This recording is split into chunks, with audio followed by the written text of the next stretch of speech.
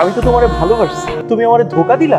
আপনি আমারে দেখা না, আমার রূপ দেখে আমারে ভালোবাসেন। ভালোবাসা তুমি কি বুঝো? তুমি মানুষের মন নিয়ে এটা দেখো আমারে আমার একদম তিনটা লাশ বানাই ফেলছো তো।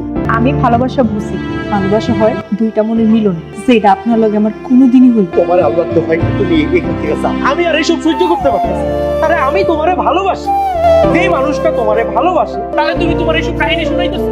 আরে এইসব কাহিনী শুনতে আমার কেমন লাগতেছে? আমার কথাটা একটাবার চিন্তা করবে না তুমি? আপনি খুব ভালো মানুষ,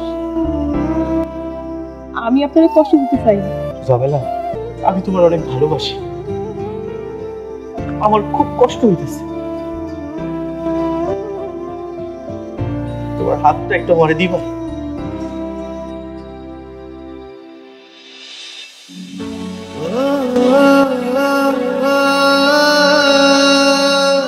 আমি তোমার অনেক ভালোবাসি, অনেক ভালোবাসি তো।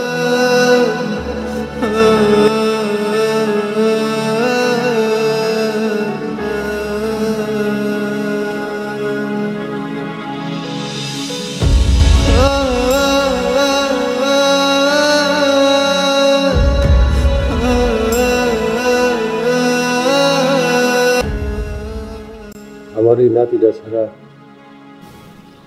আমার দুনিয়াতে আর কিচ্ছু নেই।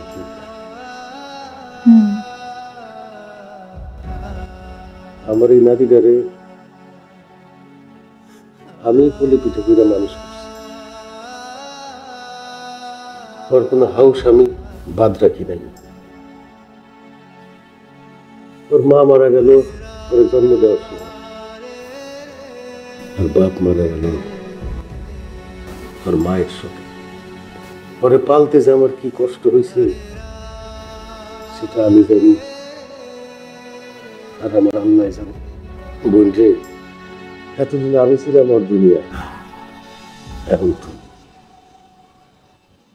তুইও এতিম, ও এতিম। আর দুঃখ কষ্ট তুই বুঝবি,